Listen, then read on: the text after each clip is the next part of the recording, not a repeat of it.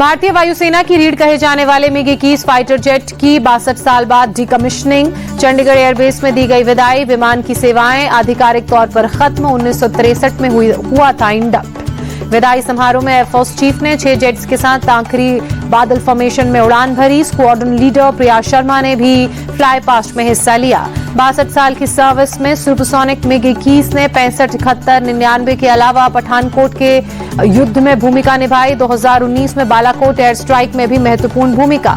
MiG-21 के retirement समारोह में रक्षा मंत्री राजनाथ सिंह मौजूद रहे। तीनों सेनाओं के प्रमुख समेत रक्षा मंत्रालय के कई बड़े अधिकारी शामिल हुए। MiG-21 के विदाई समारोह में रक्षा मंत्री राजनाथ सिंह ने कहा, MiG-21 एक विमान नहीं है बल्कि ये भारत रूस संबंधों का प्रमाण है। राजनाथ सिंह ने कहा, MiG-21 शौर्य और पराक्रम की पहचान। वायुसेना की वीरता में MiG-21 का अहम योगदान। रूस के उप प्रधानमंत्री भारत के दौरे पर दिल्ली में कृषि मंत्री शिवराज सिंह चौहान के साथ बैठक की। कई अहम मुद्दों पर चर्चा। अमेरिकी राष्ट्रपति डोनाल्ड ट्रंप ने अब विदेशी दवाओं पर 100% टैरिफ लगाया। 1 अक्टूबर से लागू होगा नया टैरिफ। भारत अमेरिका को 30% दवाएं करता है एक्सपोर्ट। पटाखों को लेकर सुप्रीम कोर्ट का बड़ा फैसला। दिल्ली NCR में ग्रीन पटाखों के निर्माण की सशर्त अनुमति दी। मामले में अगली सुनवाई 8 अक्टूबर को। बिहार में मुख्यमंत्री रोजगार योजना का शुभारंभ। पीएम मोदी ने वीडियो कॉन्फ्रेंसिंग के जरिए योजना लॉन्च की। लाभार्थी महिलाओं के खाते में 10-10 हजार रुपए ट्रांसफर किए। प्रधानमंत्री मोदी ने कहा, बिहार की बहन बेटियां अब आत्मनिर्भर बनेंगी। लाभार्थी महिलाओं से संवाद किया। कहा, नरेंद्र और नीतीश आपके 2 भाई। पीएम मोदी ने कहा, आपके 2 भाई नरेंद्र और नीतीश आपकी सेवा में जुटे हैं। महिलाओं की सेवा और समृद्धि हमारा मकसद है। आज महिलाओं के लिए हर क्षेत्र में अवसर। मोदी ने कहा, योजना से महिलाओं को नए पंख मिलेंगे। सबसे ज्यादा लखपति दीदी बिहार से होंगी। पीएम मोदी ने आरजेडी पर हमला बोला। कहा, लालटेन के राज में महिलाओं ने अराजकता और भ्रष्टाचार की मार झेली। बिहार को अब हम उस अंधेरे में नहीं जाने देंगे। प्रधानमंत्री मोदी ने कहा, आरजेडी के राज में बिहार में खौफ था। नक्सली हिंसा बेलगाम थी। कोई भी घर सुरक्षित नहीं था।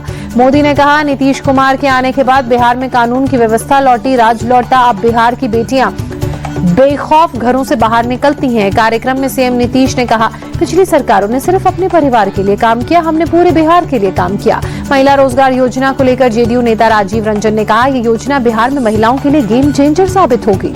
मुख्यमंत्री महिला रोजगार योजना पर तेजस्वी यादव ने सीएम नीतीश पर आरोप लगाया। कहा, नकल करने में नंबर 1 है। उन्होंने हमारी माई बहन मान योजना की नकल की। वे जनता को मूर्ख न समझें।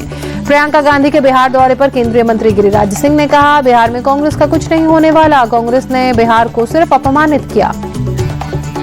बेगूसराय में ओवैसी की रैली पर गिरिराज सिंह ने कहा, ओवैसी देश में गृह युद्ध चाहते हैं। वे गजवाए हिंद के पक्षधर, हम ऐसा नहीं होने देंगे।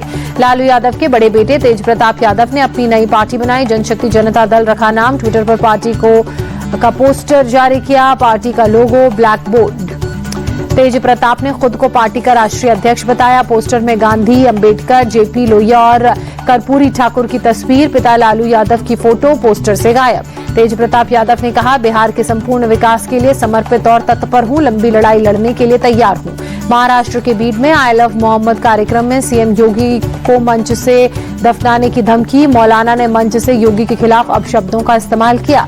सीएम योगी को बीड के माजलगांव मुस्तफा मस्जिद आने का चैलेंज। योगी के खिलाफ जमकर भड़काऊ बयानबाजी। लखनऊ में एक कार्यक्रम में सीएम योगी ने कहा, समाज को आज बांटने का प्रयास हो रहा है। हमें बंटना नहीं है, एकजुट रहना है। पूर्व पीएम मनमोहन सिंह की आज जयंती। प्रधानमंत्री नरेंद्र मोदी ने ट्वीट कर श्रद्धांजलि दी। राहुल गांधी ने पूर्व पीएम मनमोहन सिंह को उनकी जयंती पर श्रद्धांजलि दी। ट्वीट कर कहा, उनकी सादगी, विनम्रता और ईमानदारी हम सभी के लिए प्रेरणा स्रोत है। इलाहाबाद हाईकोर्ट से राहुल गांधी को झटका। वाराणसी कोर्ट के फैसले को चुनौती देने वाली याचिका खारिज। सिखों को लेकर अमेरिका में बयान दिया था। पश्चिम बंगाल के पूर्व शिक्षा मंत्री पार्थ चैटर्जी को जमानत मिली। शिक्षक भर्ती घोटाले में कलकत्ता हाईकोर्ट ने जमानत दी। श्रीनगर में उपराज्यपाल मनोज सिन्हा ने डीजीपी, मुख्य सचिव और सेना के उत्तरी कमांडर के साथ बैठक की। सुरक्षा और कानून व्यवस्था की समीक्षा की। बिहार के सीतामढ़ी में ब्रह्मर्षि सेना के पूर्व जिलाध्यक्ष राम मनोहर शर्मा की गोली मारकर हत्या। बदमाशों ने गोलियों से छलनी किया। इलाके में दहशत।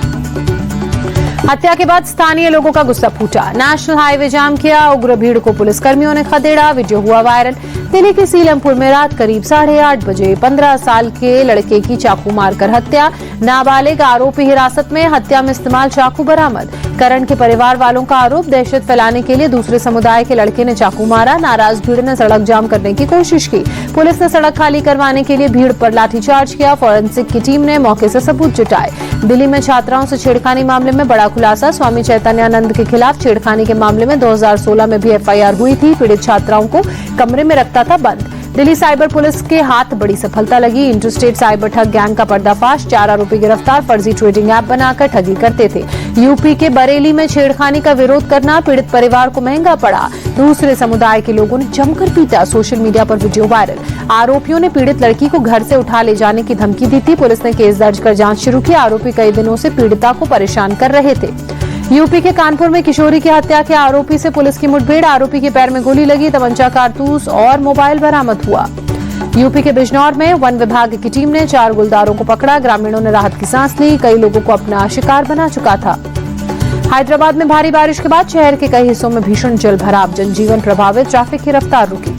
तेलंगाना के रंगारेड्डी में बारिश के बाद कई इलाकों में भीषण जलभराव, घुटनों तक पानी भरा, कई घरों में बारिश का पानी घुसा। तिरुवनंतपुरम में भारी बारिश से जगह जगह जलभराव, लोगों की परेशानी बढ़ी, ट्रैफिक की रफ्तार धीमी हुई।